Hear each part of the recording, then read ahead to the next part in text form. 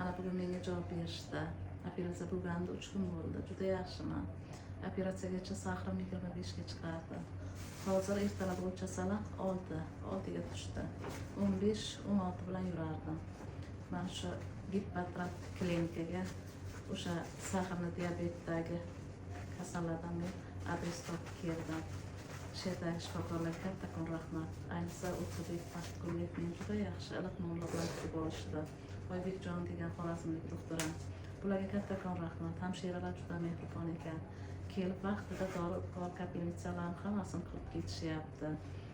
Operatsiyagacha boshim og'rirdi, oyog'im og'rirdi, buyraklarim, peshobda tez chiqish, chanqash, holsizlik juda qiynardi. Operatsiyadan keyin 3 kundan buyon na oyog'imda og'riq, na boshimda juda yaxshi, tinchgina uxlayapman. Barchaga maslahat beraman. Kelib mana shu yerga ko'rinib ketishlaringni. Men o'zimni minnatdorchiligimni mana shu yerdagi klinikadagi doktorlarga bildirib ketmoqchiman. Sog' bo'linglar, xayr.